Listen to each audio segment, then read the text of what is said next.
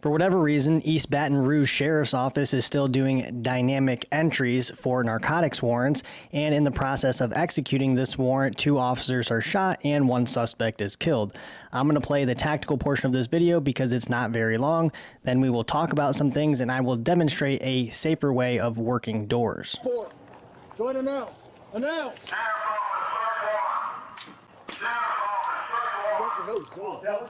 Come on, let's go.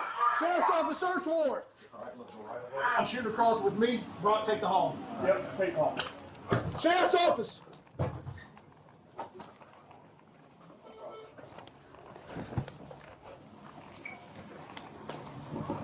Look like.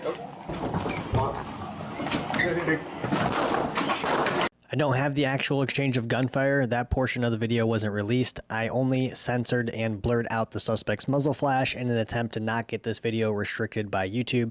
If you feel like you missed something, you can find the uncensored version to that clip in the description, which will send you back to my old YouTube channel. I'm skipping over the beginning portion of their actions, but if you want to go back and look, some things to consider is they're announcing before they're ever in position around the house, which can be problematic, allowing people inside more opportunity to prepare themselves.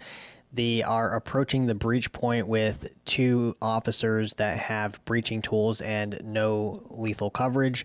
And the 3rd officer in the stack approaching the breaching point appears to not have a handgun in his holster. I'm shooting across with me. Brock, take the hall. Now, this is the correct way of doing this. If there's an open door next to a closed door, you're going to go into the open door first because it's your first immediate threat. I want you to pay attention, though, how quickly the officer moves past the hallway. And it's not that he moved quickly, because that's what you should do, but he actually turns his head and his gun that direction. And he does it so fast that there's no way that you could have processed anything and actually dealt with something if something did arise down the hallway. And the point is that you want to just get across this threat area and into this room, and turning your head and pointing your gun down that way really isn't helping you. In this situation, you're utilizing speed as cover, as they say, and so you should not be concerned with what's to the left, and you should be focused on getting into this room. Yep, take hall. Sheriff's Office.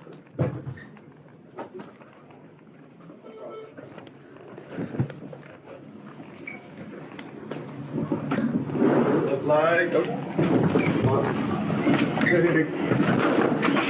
This setup mimics the officer's situation pretty well. I have the door we're making entry into, which is a corner fed room here. Just beyond that door, I have a hallway that goes this direction. This mirrors the open door next to the closed door that they're working. And then I have an open door here, which will mirror the hallway leading to the door that they're making entry into. So what we should be doing is prioritizing and mitigating threats. And the first thing that we need to be concerned about when working a closed door or approaching an open door is somebody inside the room shooting out. And so if we're standing in a spot where we feel uncomfortable, because if rounds start coming through the door, we can't really respond in that situation if we can't see, then we should try to find another place to stand. There was a child somewhere in that house, and I believe in the room where the suspect was killed, although I don't know for sure. And so we don't want to start blindly firing rounds through an open door just because we're taking rounds. It's unlikely that we would hit somebody because we obviously don't know where they are in that room. So we can mitigate having to do that or putting ourselves in a compromising position, putting ourselves in a position now that we have to work ourselves out of by not standing anywhere really within the immediate front of the door. Utilizing where that officer was standing, we'll just say that he is not exposed to the corner directly in front of him, and about where he's standing, he is exposed to about 60 to 70% of the room as the door comes open. The problem with that is, as the officer, you are taking an immediate snapshot of 60 to 70% of that room and have to scan everything in that room, which will look much different from the places that we train where there's nothing in there and we're looking for a paper target on a stand or a paper target stapled to the wall. We have couches, we have beds, we have dressers, we have all these things that suspects could be hiding behind, waiting to shoot us. And those are much harder to see and clearly identify than those paper targets that are clearly identifiable in the training environment. Whereas the person inside the room, the suspect inside the room, doesn't have to do any of that. Basically, his field of fire is anywhere outside the door. He might not even wait till he fully sees you and start shooting. And that's a problem because now we are even more behind the curve. So to mitigate that problem instead of seeing as much of the room as quickly as you can, I would put yourself in a position where you see much less of the room. And we can do that by pulling ourselves away from the door.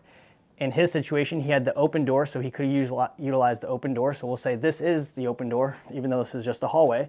Now, I'm actually a right-handed shooter, so right side is my strong side. He was strong side is his right side. And so to achieve this, he would actually have to switch shoulders, which is what I would do here.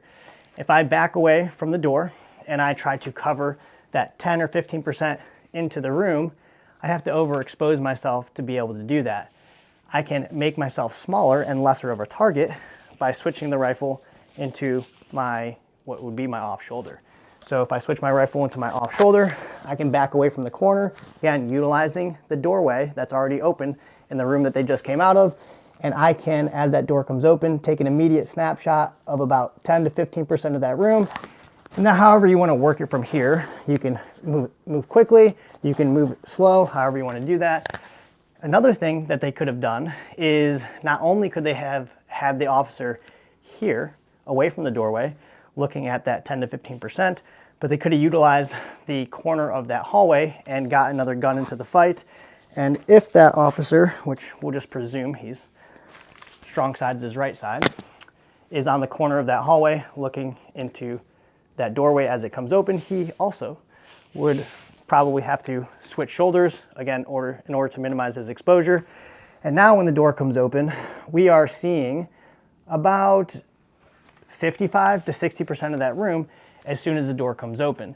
This does take coordination and understanding on what's happening, because if the door comes open and there's a shooting, or either of these officers immediately sees somebody, then we can't be moving. However, they want to release that to one another, and maybe it's just this officer's movement. Door comes open, he's checking that way, I'm checking here, we're here, and there's no shooting within the first couple seconds. And as soon as I start moving, he comes off the gun, and you could do it that way. So we get more guns into the fight sooner, and also we are dividing the suspect's attention. If he's inside the room and he doesn't see anybody immediately right here, now he's going, oh, well, where are they? Okay, I have to search for them.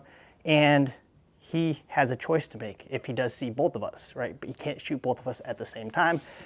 And so that is another way that you could do that. In this situation here, these angles are a little bit closer together than they would have had in their situation, because their hallway is a little bit closer to the door that they're actually making entry into. I really wanted to stick to the tactics portion of this video, but I am going to read a paragraph from this book, Evaluating Police Tactics. Additionally, it is not always clear that when an officer is shot at, she or he learns from that event. For example, one SWAT team conducted a raid on a house during which several of the team members were shot. Since the event, the team has given several briefings to other officers in the area.